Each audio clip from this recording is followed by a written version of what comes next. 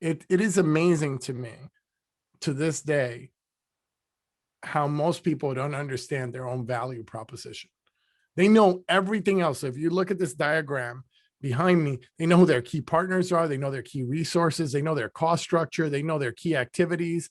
They know their customer segments. They know the channels. They know all this other stuff. But this middle one, that is the one that is supposed to drive everything, they have no idea what that is. And everything, all those other things are to serve that.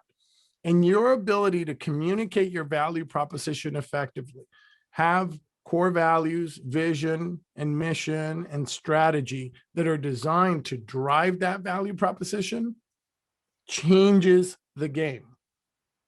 Give us an example of how you helped a client. Great. So that's really great. So I'm working with an MSP now. I started with him in February of 2018. Yeah, managed service provider. Thank you for for detechifying me, right?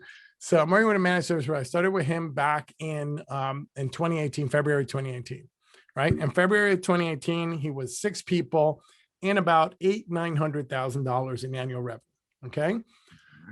And it would fluctuate. And what would happen is every time he would grow a little bit, he'd start to bleed clients. And then he would grow a little bit, and then he'd start to bleed clients. And he'd been stuck there. He'd been trying to get unstuck and couldn't get unstuck. And so then when we met, I said, well, first thing is you're going to have to pick 2 of the 5 people that work for you. And those are going to be your leadership team. So he did. So we went to work on that. And we created a core balance. We created the vision. We created a mission. We started to create processes. We started to put systems in place.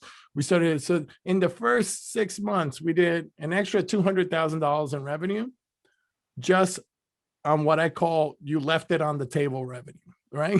So just with his existing clients, we went back and fixed that. But once we had this process in place, fast forward to today, he's 18 people, right? 5 people on the leadership team, solid. $2.7 million. If it weren't for COVID, he'd be at 3.5 because we had to do no on-site projects this year, right? So I know exactly, like as soon as on-site opens back up again, he's got $700,000 worth of projects that are just sitting, waiting, right? And he grew through the pandemic, added people, grew in revenue, all of it. And so once you have a system and a process in place, we're actually just finishing a case study and videos and everything about him. And it's really phenomenal to be able to be part of that, But my favorite part is he gets to spend more time with his family. Right. He gets to go on vacation with his kids. He has a life. That's awesome. That's my favorite part. Go back to the value prop, though. You talked about the mission, the vision, the processes.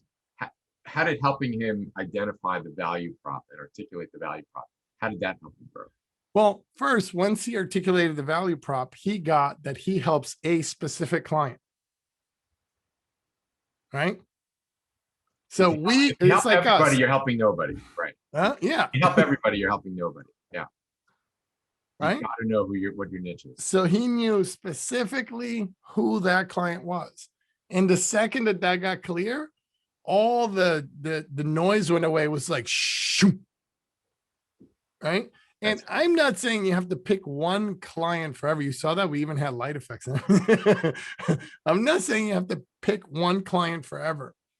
But when you're small, the narrower you can get, the clearer you can say, I work with financial advisors that have businesses that are between $200,000 and $500,000, and they're left-handed, and they wear blue pants and red shirts, and and that's it. Now you know exactly what to look for, as opposed to everybody. Mm-hmm. Yeah, it makes I hear you. It makes a world of difference. Let's switch gears a little bit, Joe. Since we've met, you've referred a lot of clients to Work Better Now, which